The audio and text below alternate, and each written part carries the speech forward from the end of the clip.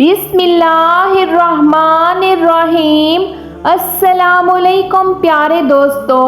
इमाम हसन रज़ी अल्लाह ताला अन्हो को जहर देने वाली औरत का दर्दनाक वाक़या। इमाम हसन रज़ी अल्लाह ताला अन्हो के कलेजे के 72 टुकड़े हो गए और जब आप रज़ी अल्लाह ताला अन्हो काय करते तो टुकड़े बाहर गिरने लगते। इमाम हुसैन रज़ी अल्लाह ताला अन्हो अपने भाई इमाम हसन रज़ी अल्लाह ताला अन्हो के पास आए और पूछने लगे, भाई मुझे बताएं कि आपको जहर किसने दिया। इमाम हसन रज़ी अल्लाह ताला अन्हो ने लड़खड़ाती आवाज़ से उस औरत का नाम बताया। प्यारे दोस्तों, आपसे गुजारिश है कि वीडियो को आखिर तक ज़रूर देखिएगा। प्यारे दोस्तों, अहले बैत में से मुझे सबसे ज़्यादा मोहब्बत हसन और हुसैन रज़ी अल्लाह ताला अन्हो से है। अल्लाह के महबूब करीम सल्लल्लाहु अलैहि वसल्लम को अपने दोनों नवासों सैयदना इमाम हसन रज़ी अल्लाह ताला अन्हो और सैयदना हज़रत इमाम हुसैन रज़ी अल्लाह ताला अन्हो से बहुत मोहब्बत थी।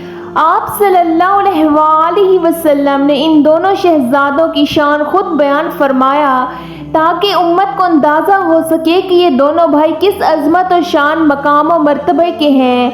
कई अहदीस इन शहजादगान रसूल की शान में हैं। हज़रत अली रज़ी अल्लाह ताला अन्हो से रिवायत है कि जब सैयदा फ़ातिमा ज़हरा रज़ी अल्लाह ताला अन्हा के यहाँ हज़रत हसन रज़ी अल्लाह ताला अन्हो की पैदाइश हुई तो नबी करीम सल्लल्लाहु अलैहि वसल्लम तशरीफ़ लाए और फरमाया, मेरा बेटा मुझे दिखाओ, तुमने इसका क्या नाम रखा है। आप रज़ी अल्लाह ताला अन्हा फरमाते हैं, मैंने अर्ज़ की, मैंने इसका नाम हरब रखा है। तो आप सल्लल्लाहु अलैहि वसल्लम ने फरमाया, नहीं बल्कि ये तो हसन रज़ी अल्लाह ताला अन्हा हैं।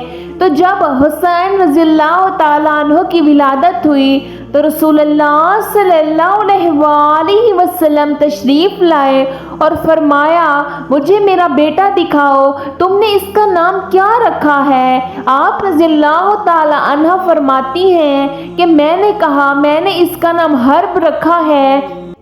तो आप सल्लल्लाहु अलैहि वसल्लम ने फरमाया, नहीं बल्कि ये तो हुसैन रज़ी अल्लाह ताला अन्हो हैं। फिर जब तीसरे बच्चे की विलादत हुई तो रसूलुल्लाह सल्लल्लाहु अलैहि वसल्लम तशरीफ़ लाए और फरमाया, मेरा बेटा मुझे दिखाओ, तुमने इसका नाम क्या रखा है। तो मैंने अर्ज़ किया, मैंने इसका नाम हर्ब रखा है। तो आप सल्लल्लाहु अलैहि वसल्लम ने फरमाया, नहीं बल्कि ये तो मोहसिन रज़ी अल्लाह ताला अन्हो हैं। फिर फरमाया, मैंने इनके नाम हज़रत हारून अलैहिस्सलाम की औलाद शबर, शबीर और मुशबिर के नाम पर रखे हैं। हज़रत इमरान बिन सुलेमान रहमतुल्लाह अलैह बयान करते हैं कि हसन रज़ी अल्लाह ताला अन्हो और हुसैन रज़ी अल्लाह ताला अन्हो दोनों जन्नती नामों में से हैं। दौरे जहालत में ये नाम किसी के भी ना थे। इमाम अहमद बिन हम्बल रहमतुल्लाह अलैह रिवायत करते हैं कि जनाब सैयदा फ़ातिमा ज़हरा रज़ी अल्लाह ताला अन्हा के यहाँ जब नाम इमाम हुसैन रज़ी अल्लाह ताला अन्हा की विलादत हुई तो उन्होंने बारगाह रिसालत में अर्ज़ किया, या रसूलल्लाह सल्लल्लाहु अलैहि वसल्लम, क्या मैं अपने बेटे का अकीका ना करूं। इरशाद फरमाया, नहीं, पहले इनके बाल उतरवाओ और बालों के वज़न के बराबर चांदी सफ़े बालों और दूसरे मस्कीनों पर सदका करो। उम्मुल मोमिनीन सैयदा आयशा सदीक़ा रज़ी अल्लाह ताला अन्हा फरमाती हैं कि नबी करीम सल्लल्लाहु अलैहि वसल्लम ने हज़रत इमाम हसन और इमाम हुसैन रज़ी अल्लाह ताला अन्हो की पैदाइश के 7वें दिन बकरियां अकीका में ज़िबा फरमाई। नबी करीम सल्लल्लाहु अलैहि वसल्लम ने हसनैन करीमान रज़ी अल्लाह ताला अन्हो से मुतल्लिक इरशाद फरमाया, ये दोनों मेरे बेटे हैं और मेरी बेटी के बेटे हैं। ऐ अल्लाह, तो इन दोनों से मोहब्बत फरमा और जो इनसे मोहब्बत रखे उसको अपने महबूब बना ले। सैयदना अबू हुरैरा रज़ी अल्लाह ताला अन्हो से रिवायत है कि नबी करीम सल्लल्लाहु अलैहि वसल्लम ने इरशाद फरमाया, जिसने हसन रज़ी अल्लाह ताला अन्हो और हुसैन रज़ी अल्लाह ताला अन्हो से मोहब्बत की اس نے در حقیقت مجھ سے ہی محبت کی، اور جس نے حسن رضی اللہ تعالی عنہ اور حسین رضی اللہ تعالی عنہ سے بغض رکھا اس نے مجھ سے بغض رکھا۔ حضرت عبداللہ بن شداد رضی اللہ تعالی عنہ اپنے والد سے روایت کرتے ہیں، انہوں نے فرمایا کہ رسول اللہ صلی اللہ علیہ وآلہ وسلم عشاء کی نماز کے لیے ہمارے پاس تشریف لائے، اس حال میں کہ آپ صلی اللہ علیہ وآلہ وسلم حضرت حسن رضی اللہ تعالی عنہ یا حضرت حسین رضی اللہ تعالی عنہ کو اٹھائے ہوئے تھے۔ پھر نبی کریم صلی اللہ علیہ وآلہ وسلم آگے تشریف لے گئے، انہیں بٹھا دیا۔ پھر آپ صلی اللہ علیہ وآلہ وسلم نماز ادا فرمانے لگے۔ آپ صلی اللہ علیہ وآلہ وسلم نے طویل سجدہ فرمایا۔ میرے والد کہتے ہیں میں نے سر اٹھا کر دیکھا کہ نبی کریم صلی اللہ علیہ وآلہ وسلم سجدے میں ہیں اور شہزادے آپ صلی اللہ علیہ وآلہ وسلم کی پشت انور پر ہیں۔ پھر میں سجدے میں چلا گیا۔ جب رسول اللہ صلی اللہ علیہ وآلہ وسلم نماز سے فارغ ہوئے تو صحابہ کرام رضی اللہ تعالی عنہ نے عرض کیا، یا رسول اللہ صلی اللہ علیہ وآلہ وسلم، آپ صلی اللہ علیہ وآلہ وسلم نے نماز میں سجدہ اتنا دراز فرمایا کہ ہمیں اندیشہ ہوا کہیں کوئی واقعہ پیش تو نہیں آیا، یا آپ صلی اللہ علیہ وآلہ وسلم پر وحی الہی کا نزول ہو رہا ہے۔ نبی کریم صلی اللہ علیہ وآلہ وسلم نے ارشاد فرمایا، اس طرح کی کوئی بات نہیں ہوئی سوائے یہ کہ میرا بیٹا مجھ پر سوار ہو گیا تھا، جب تک وہ اپنی خواہش سے نہ اترتا مجھے عجلت کرنا ناپسند ہوا۔ حضرت عبداللہ بن بریدہ رضی اللہ تعالیٰ عنہ فرماتے ہیں کہ انہوں نے حضرت ابو بریدہ رضی اللہ تعالیٰ عنہ کو فرماتے ہوئے سنا، نبی اکرم صلی اللہ علیہ وآلہ وسلم ہمیں خطبہ ارشاد فرما رہے تھے کہ حسین کریمینان رضی اللہ تعالیٰ عنہ سرخ دھاری دار قمیض مبارک زیب تن کیے لڑکھڑاتے ہوئے آ رہے تھے، تو رسول اللہ صلی اللہ علیہ وآلہ وسلم ممبر سے نیچے تشریف لائے، امام حسن رضی اللہ تعالی عنہ اور امام حسین رضی اللہ تعالی عنہ کو گود میں اٹھا لیا۔ پھر ممبر مقدس پر رونق افروز ہو کر ارشاد فرمایا، اللہ تعالیٰ نے سچ فرمایا، تمہارے مال تمہاری اولاد ایک امتحان ہے۔ میں نے ان دونوں بچوں کو دیکھ کر سنبھل کر چلتے ہوئے آ رہے تھے، لڑکھڑا بھی رہے تھے، مجھ سے صبر نہ ہو سکا، یہاں تک کہ میں نے اپنے خطبے کو موقوف کر کے انہیں اٹھا لیا۔ حضرت امام حسین رضی اللہ تعالیٰ عنہ کو اسلام میں شہید کا درجہ دیا گیا ہے۔ ان کی شہادت کی کہانی ہر کسی کو رلا سکتی ہے۔ امام حسین رضی اللہ تعالیٰ عنہ کی یاد میں ہی محرم کے مہینے میں ان کی شہادت کو یاد کیا جاتا ہے۔ آج کی اس ویڈیو میں ہم حضرت امام حسین رضی اللہ تعالیٰ عنہ کے بارے میں تفصیل سے جانیں گے۔ حضرت امام حسین پیغمبر اسلام حضرت محمد مصطفیٰ صلی اللہ علیہ وآلہ وسلم کے نواسے اور حضرت علی رضی اللہ تعالیٰ عنہ اور حضرت فاطمہ رضی اللہ تعالیٰ عنہ کے بیٹے تھے۔ حضرت امام حسین رضی اللہ تعالیٰ عنہ کی پیدائش اسلامی کیلنڈر کے حساب سے 3 شعبان سن 4 ہجری اور انگریزی کے حساب سے 8 جنوری 626 عیسوی میں مدینہ میں ہوئی تھی۔ حضرت امام حسین رضی اللہ تعالیٰ عنہ کی 6 اولادیں تھیں، جن کے نام کچھ اس طرح ہیں: امام زین العابدین، علی اکبر، علی اصغر، امام جعفر، فاطمہ زہرا بنت حسین، سکینہ بنت حسین۔ حضرت امیر معاویہ رضی اللہ تعالیٰ عنہ کے وصال کے بعد آپ کے بیٹے یزید کو خلافت مل چکی تھی۔ یزید ایک بدترین اور بدبخت شیطان تھا، شراب پیا کرتا تھا۔ یزید کو جب خلافت ملی تو یزید سمجھ گیا کہ میری اس خلافت کو حضرت امام حسین رضی اللہ تعالیٰ عنہ قبول کبھی نہیں کریں گے۔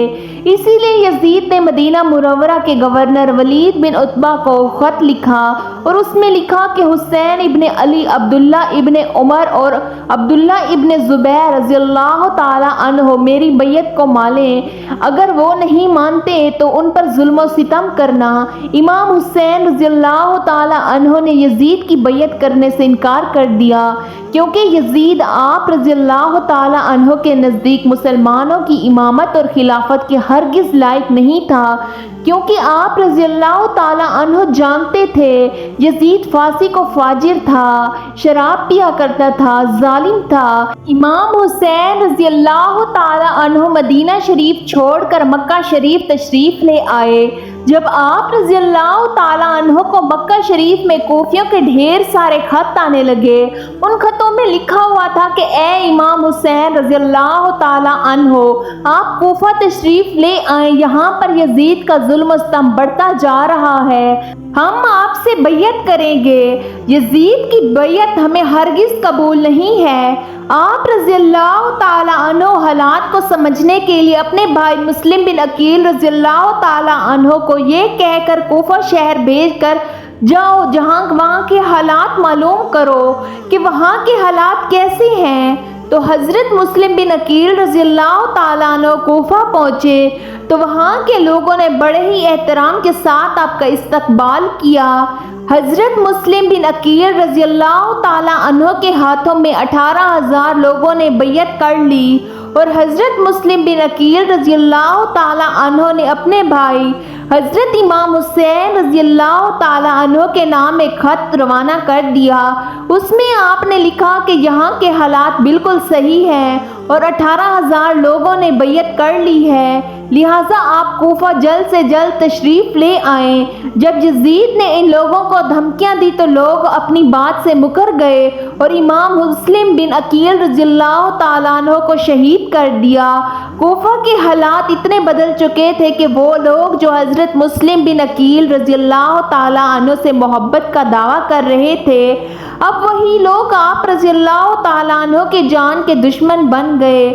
دوسری طرف مکہ میں حضرت مسلم بن عقیل رضی اللہ تعالیٰ عنہ کا بھیجا ہوا خط حضرت امام حسین رضی اللہ تعالیٰ عنہ تک پہنچ جاتا ہے، جس خط میں لکھا ہوا تھا کہ کوفہ کے حالات بہت اچھے ہیں، آپ جلد سے جلد یہاں تشریف لے آئیں۔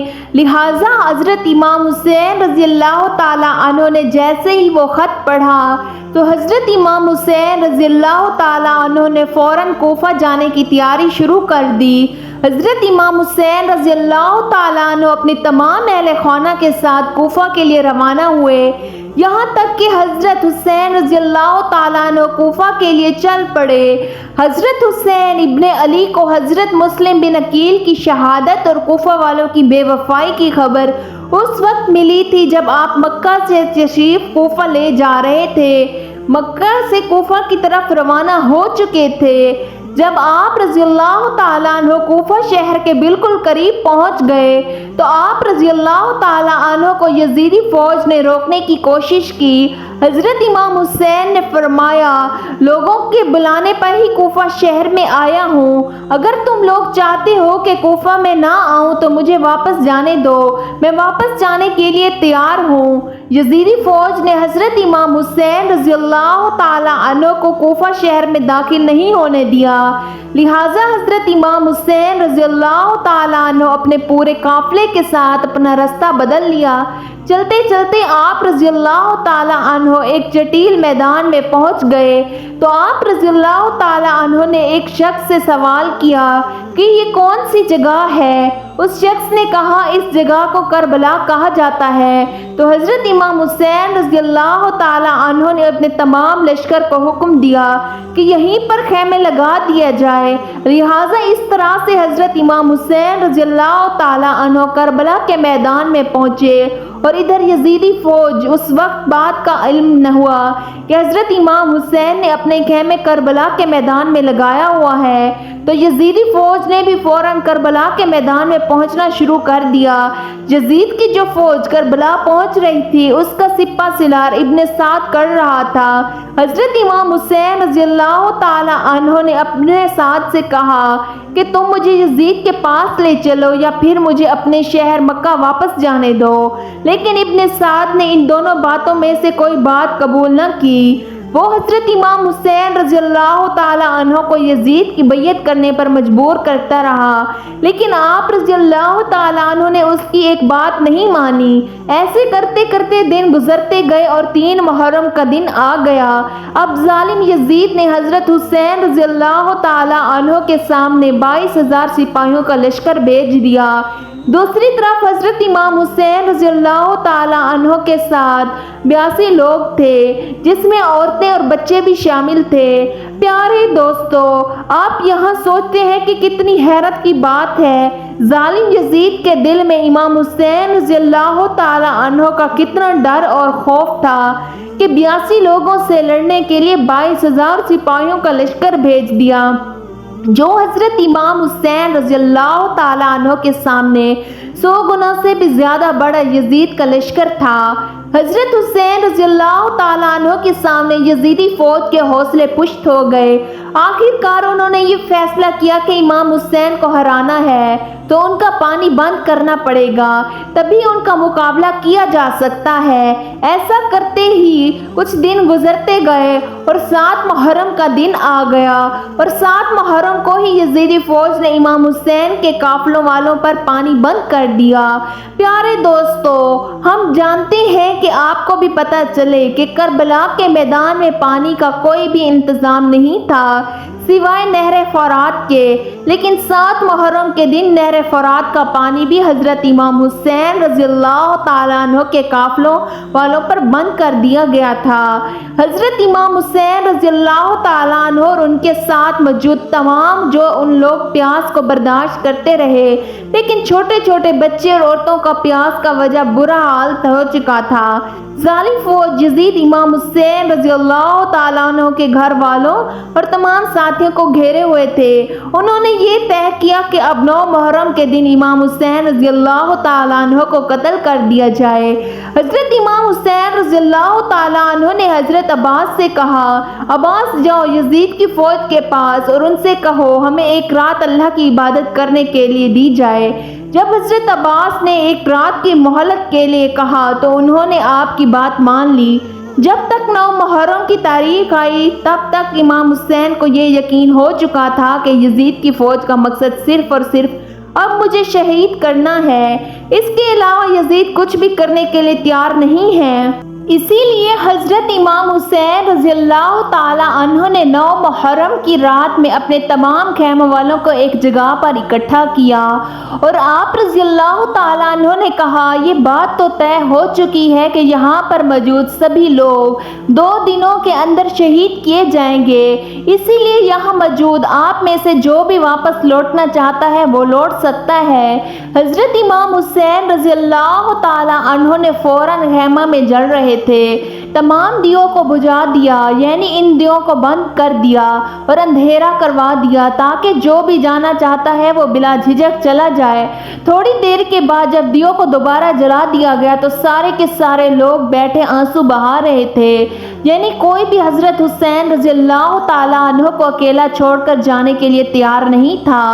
پیارے دوستو، آخر کار 10 محرم کا دن آیا اور حضرت امام حسین رضی اللہ تعالیٰ عنہ اور یزید کی فوج کے بیچ جنگ ہونا شروع ہو گئی، جہاں ایک طرف یزید کی بڑی فوج تھی اور دوسری طرف حضرت امام حسین رضی اللہ تعالی عنہ کے ساتھ صرف 72 لوگ تھے۔ اتنے میں فوج یزید کا حملہ شروع ہو جاتا ہے اور ہر شہید شہادت کا جام خوشی سے پیتا ہے۔ کبھی قاسم شہید ہوتا ہے تو کبھی علی اکبر شہید ہوتے تو کبھی اون محمد شہید ہوتے۔ 3 دن کے پیاسے امام حسین کے گھر والے اور تمام لوگ یزیدی فوج سے جنگ کرتے رہے، ایک ایک کر کے شہید ہوتے گئے۔ حضرت عباس علمدار سے حضرت امام حسین رضی اللہ تعالی عنہ نے کے 6 مہینے کے بیٹے علی اصغر کی پیاس نہیں دیکھی گئی۔ آپ رضی اللہ تعالی عنہ نے ایک مشکیزہ لیا اور گھوڑے پر سوار ہو کر نہر فرات کے کنارے پہنچ گئے۔ آپ رضی اللہ تعالی عنہ نے ایک مشکیزہ بھر لیا، لیکن جب پانی پی کر واپس لوٹنے لگے تو یزیدی فوج نے آپ کے اوپر تیر کا برسانہ کر دیا۔ حضرت عباس رضی اللہ تعالی عنہ جب تک حضرت امام حسین کے خیمے تک پہنچ پاتے تب تک یزیدی فوج نے لگاتار تیر چلا کر حضرت عباس علمدار کو شہید کر دیا تھا۔ اس طرح حضرت عباس علمدار شہید ہو گئے اور اسی طرح ایک ایک کر کے تمام اہل بیت کو نوجوان شہید ہو گئے اور ہاشمی شیر شہادت کا جام پی لیتے ہیں۔ دھیرے دھیرے کر کے جب حضرت امام حسین کا سبھی لوگ شہید ہو گئے تو اس کے بعد حضرت امام حسین نے خود میدان میں تلوار لے کر نکلنے کا فیصلہ کیا۔ امام حسین اپنی تلوار سے کافی لمبے وقت تک یزیدی فوج کا اکیلا مقابلہ کرتے رہے۔ حضرت امام حسین کے تنہا ہونے کے باوجود بھی آپ کے مقابلے میں کوئی بھی نہیں آنا چاہتا تھا۔ اس کی صرف ایک ہی وجہ تھی کہ حضرت علی رضی اللہ تعالیٰ عنہ کے بیٹے تھے۔ یزیدی فوج کو یہ یقین ہو گیا تھا کہ ہم کسی بھی طرح سے علی کے بیٹے کا مقابلہ نہیں کر سکتے، اسی لیے یزیدی فوج کے کمانڈر نے اپنی تمام فوجیوں کو امام حسین کے اوپر ایک ساتھ حملہ کرنے کا حکم دیا۔ پھر تمام یزیدی فوج کے سپاہی حضرت امام حسین پر ایک ساتھ حملہ کر دے، لیکن اس کے باوجود بھی حضرت امام حسین رضی اللہ تعالیٰ عنہ لگاتار یہ ثابت کر رہے تھے کہ باطل چاہے تعداد میں کتنا بھی زیادہ ہو لیکن وہ حق اور سچ کے مقابلے میں بالکل ٹک کے نہیں رہ سکتا۔ جب حسینیت اور یزیدیت کے بیچ سب کچھ خطرناک جنگ چل رہی تھی، اسی بیچ میں اچانک سے نماز عصر کا وقت ہو گیا۔ حضرت امام حسین رضی اللہ تعالیٰ عنہ نے اس مشکل وقت میں ایسی زخمی حالت میں بھی عصر کی نماز پڑھنے کا ارادہ کیا جبکہ چاروں طرف حملہ لگاتار تھا۔ حضرت حسین رضی اللہ تعالیٰ عنہ نے جیسے ہی نماز پڑھنا شروع کیا تو یزیدی فوج کو وہ موقع مل گیا جس کا وہ لوگ ایک لمبے وقت سے انتظار کر رہے تھے، یعنی جیسے ہی حضرت امام حسین رضی اللہ تعالیٰ عنہ سجدے میں گئے تو شمر جل جوشن نے آپ کی گردن پر تلوار چلا کر آپ کا سر کو جسم سے جدا کر دیا۔ حضرت امام حسین رضی اللہ تعالیٰ عنہ کی شہادت کے بعد آپ کے سر مبارک کو نیزے پر رکھ کر پورے کوفے میں گھمایا تھا۔ آپ رضی اللہ تعالیٰ عنہ کے سر مبارک کو گلی گلی میں گھما کر جلوس نکالا گیا تھا۔ کربلا کی اس جنگ میں حضرت امام حسین رضی اللہ تعالیٰ عنہ کے گھر میں اللہ نے صرف آپ کی اولاد ہی بچی تھی جن کا نام حضرت زین العابدین تھا۔ ان کے علاوہ حضرت امام حسین کی تمام عورتوں کو قیدی بنا کر کوفہ شہر لایا گیا تھا۔ بھلے ہی اس دن حضرت امام حسین رضی اللہ تعالیٰ عنہ کو شہید کر دیا گیا تھا، لیکن آج بھی حضرت امام حسین رضی اللہ تعالیٰ عنہ پوری دنیا میں قیامت تک کے لیے زندہ ہیں اور یزید ڈوب گیا ہے شام کے اندھیروں میں، حسین چمک اٹھا دنیا کی روشنی میں۔ حضرت امام حسین نے اسلام کے لیے اپنے آپ کو اور اپنوں کو قربان کر دیا۔ ہمیں یہ سبق ملتا ہے کہ کسی بھی حالت میں نماز نہیں چھوڑنا چاہیے۔ حضرت امام حسین رضی اللہ تعالیٰ عنہ نواسے رسول صلی اللہ علیہ وآلہ وسلم اللہ تعالیٰ سے دعا مانگتے، اللہ تعالیٰ کربلا کے میدان میں فرشتوں کو بھیج دیتا۔ اگر امام حسین رضی اللہ تعالیٰ عنہ اللہ تعالیٰ سے پانی مانگتے تو اللہ تعالیٰ بارش برسا دیتا، لیکن حضرت امام حسین رضی اللہ تعالیٰ عنہ نواسے رسول صلی اللہ علیہ وآلہ وسلم کو راضی کرنے کے لیے اپنے سر کے سجدے میں کٹا دیا، اللہ تعالیٰ کو راضی کر لیا۔ حضرت حسن رضی اللہ تعالیٰ عنہ آخری لمحے حیات تک اپنے جد بزرگوں کے جوار میں خاموشی اور سکون کی زندگی بسر کرتے رہے۔ 50 ہجری میں کسی نے آپ کو زہر دیا، قلب جگر کے ٹکڑے کٹ کٹ کر گرنے لگے۔ جب حالت زیادہ نازک ہوئی تو زندگی سے مایوس ہو گئے تو حضرت امام حسین رضی اللہ تعالیٰ عنہ کو بلا کر ان سے واقعہ بیان کیا۔ انہوں نے زہر دینے والی عورت کا نام پوچھا، فرمایا نام پوچھ کر کیا کرو گے؟ عرض کیا قتل کروں گا۔ فرمایا اگر میرا خیال صحیح ہے تو خدا بہتر بدلہ لینے والا ہے، اگر میں غلط ہوں تو میں نہیں چاہتا کہ میری وجہ سے کوئی ناکردہ گناہ پکڑا جائے، اور زہر دینے والے کا نام بتانے سے انکار کر دیا۔ پیارے دوستو، اللہ تعالیٰ سے دعا ہے کہ اللہ پاک ہمیں بھی ان کی طرح دین اسلام پر قائم اور ثابت قدم رکھے اور 5 وقت نماز پڑھنے کی توفیق عطا فرمائے۔ آمین ثم آمین۔